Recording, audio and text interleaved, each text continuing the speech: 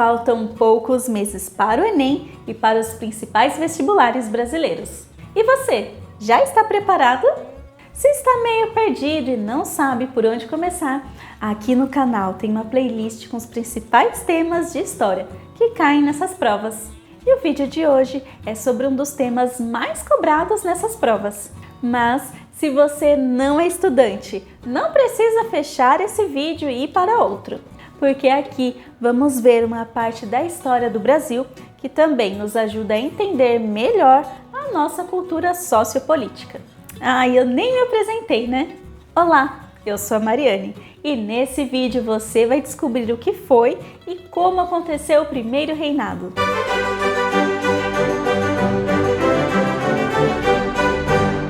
Para entendermos melhor o primeiro reinado, devemos lembrar que durante muito tempo o Brasil foi colônia de Portugal. Mas as coisas começaram a mudar quando a família real portuguesa precisou vir para o Brasil, para evitar o Napoleão, que estava dominando toda a Europa.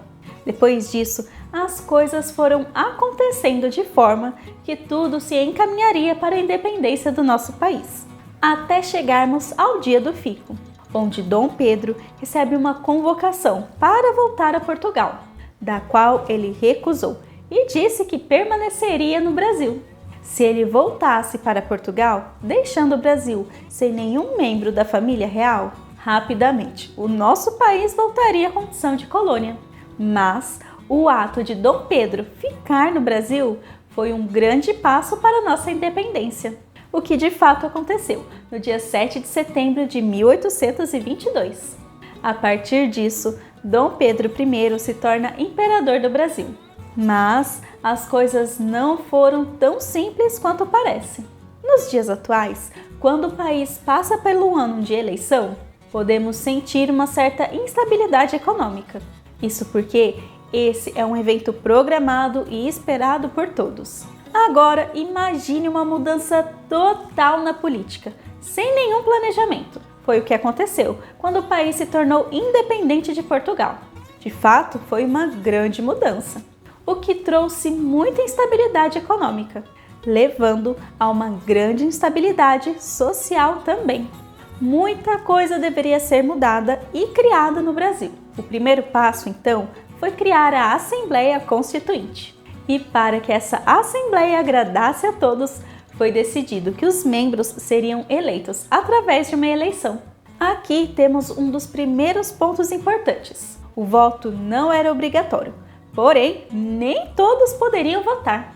Vamos fazer uma lista: escravos, estrangeiros, mulheres, quem tivesse uma ficha criminal, membros de ordens religiosas e quem não tivesse uma propriedade com uma renda maior que 250 alqueires de farinha de mandioca.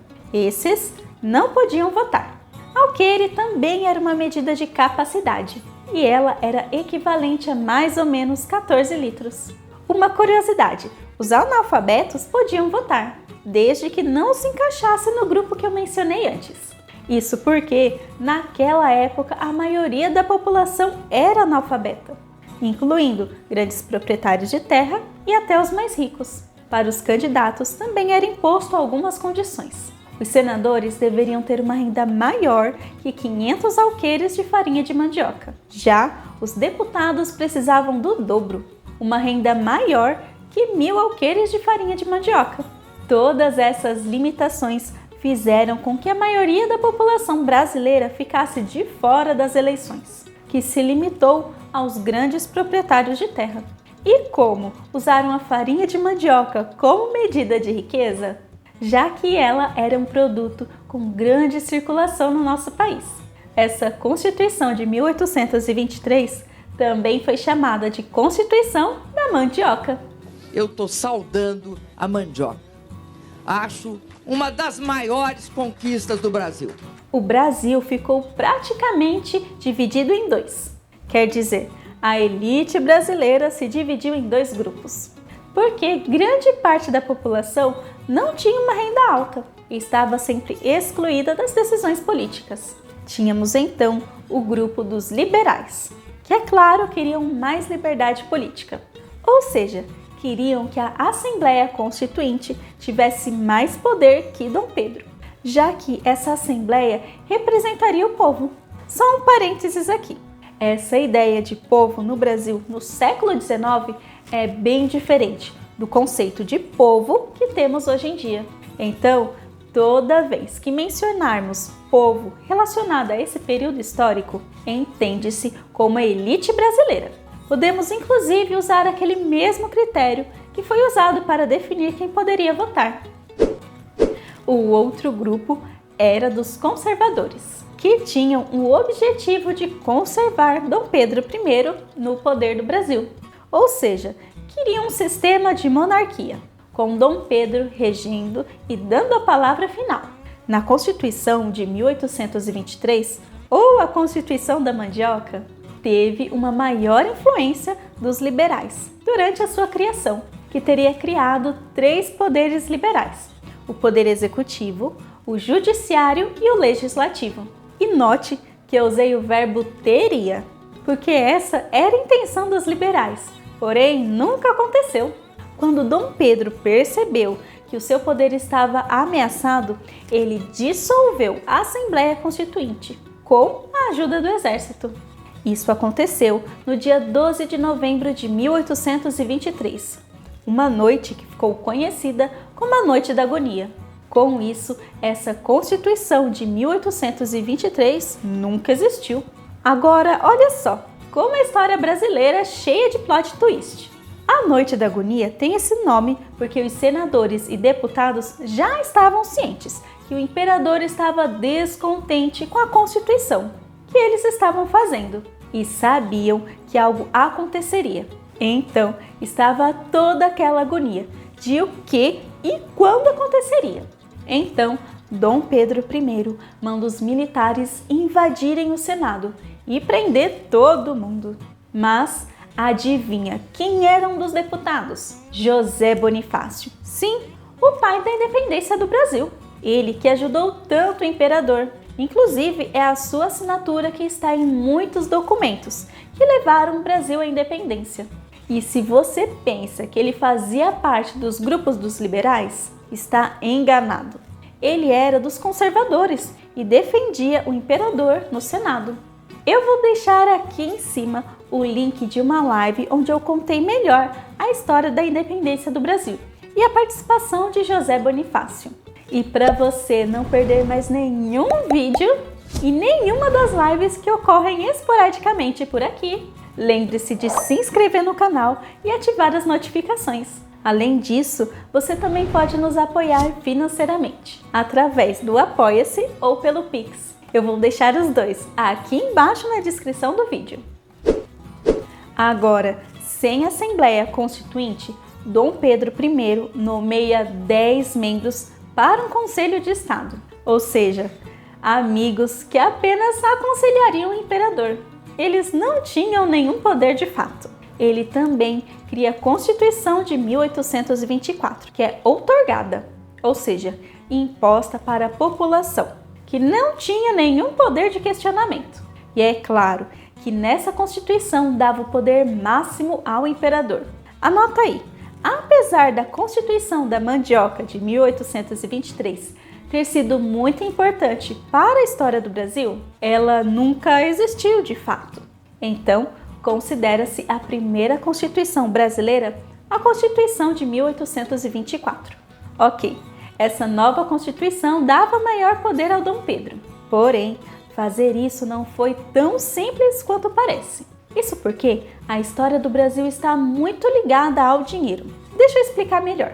Desde as capitanias hereditárias, os ricos comandavam o país. Eles eram, em sua maioria, grandes latifundiários. E a maioria dessa elite brasileira era liberal. Se Dom Pedro I não agradasse a eles, corria o risco de que mais revoltas acontecessem. Então, ele cria sim 4 poderes de Estado, mas foi da seguinte forma: o poder executivo era ele mesmo, o imperador. O legislativo foi formado pela elite de conservadores do país. Parte deles foram eleitos, levando em conta a sua renda. Mas a maioria dos senadores foram escolhidos por Dom Pedro I. E o poder judiciário, que os seus membros também foram escolhidos por Dom Pedro. Falamos do Executivo, Legislativo e Judiciário. São 3, e como eu disse, o imperador criou 4 poderes. Isso porque o 4º poder era o poder moderador. Esse poder tinha o direito de anular todos os outros. E adivinha, quem era o poder moderador? Sim, Dom Pedro I. Além disso, aqui no Brasil também teve o padroado. Vale lembrar que o nosso país foi colonizado por Portugal, um país católico. E essa religião, por muitos anos, teve muita influência, não só na nossa cultura, como também na nossa política. E durante o primeiro reinado não foi diferente. A exceção aqui é que Dom Pedro I se torna o representante e líder da Igreja Católica no país. Ou seja, ele era quem nomeava bispos e outros cargos importantes da Igreja. Apesar da Igreja Católica ter poder político, o seu poder não poderia ser superior ao poder do imperador. E isso constava na Constituição de 1824. Porém, todo esse absolutismo disfarçado começou sim a irritar os ricos liberais. E adivinha, quem agora fazia parte desse grupo? O José Bonifácio, que com certeza estava irritado com o imperador pelo que aconteceu na Noite da Agonia. Então, com a ajuda de José Bonifácio, foi formado um grupo de grandes proprietários rurais de Pernambuco contra o poder de Dom Pedro I.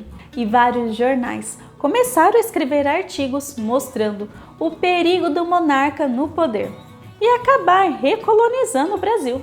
Algumas câmaras municipais se recusaram a jurar lealdade à Constituição de 1824, que foi o caso de Olinda e Recife. Essas revoltas no nordeste do país ficaram conhecidas como a Confederação do Equador de 1824. Parte do Nordeste, descontente com a falta de liberdade, tinham a intenção de se separar do Brasil e formar um novo país, uma confederação. Eles tinham o apoio e incentivo do Equador, por isso o nome, Confederação do Equador. Mas é claro que Dom Pedro I não iria ficar de braços cruzados esperando que isso acontecesse. Então, ele interviu de forma violenta, com o envio de tropas, e capturou os principais líderes desse movimento. Dentre eles, o Frei Caneca, que foi condenado à morte, o que revoltou muitas pessoas, aumentando ainda mais a impopularidade do imperador. Porém, a crise do primeiro reinado está só no começo, porque em 1825, Portugal ainda não reconhecia a independência do Brasil. Sim, o Brasil já era independente há mais de 3 anos. Todo mundo reconhecia o Brasil como um país, menos Portugal, que ainda se achava o dono do nosso país. E para mudar isso, o governo português exigiu que o Brasil pagasse uma indenização para Portugal. Pode uma coisa dessa? Portugal já havia extraído quase todo o ouro e pau ao Brasil durante o período colonial. Depois, quando a família real portuguesa vem para cá e depois volta lá para Portugal, eles esvaziaram todos os cofres do Banco do Brasil, levando para Portugal todo o dinheiro da população brasileira. E ainda queriam mais. Pois é, muitos acreditaram que isso só aconteceu porque Dom Pedro I era português e estava favorecendo seu país natal. Porém, toda a circunstância que eu mencionei antes, o Brasil não tinha dinheiro para dar para Portugal. Então, Dom Pedro I faz um acordo com Portugal e fica responsável por pagar a dívida com a Inglaterra. Fazia décadas que Portugal tinha essa dívida com a Inglaterra e toda essa dívida foi transferida para o nosso jovem país Brasil. E ela era uma dívida tão grande que nós só terminamos de pagar em 2008. Neste ano, ultrapassamos os 180 bilhões de dólares, fora o dinheiro que o governo tem investido no exterior. Hoje, pela primeira vez na história, o Banco Central anunciou que o Brasil tem dinheiro em caixa para quitar todas as dívidas do país no exterior. Se pagar o financiamento de uma casa durante 30 anos é muito, imagina que por séculos pagamos uma grande quantia em dinheiro por uma dívida que nem era nossa. Mas esse foi só o começo da bola de neve das crises do primeiro reinado. Então, para esse vídeo não ficar muito longo, vamos dividi-lo em duas partes. Então lembre-se de curtir e compartilhar com seus amigos para a parte 2. E eu te vejo na próxima. Tchau!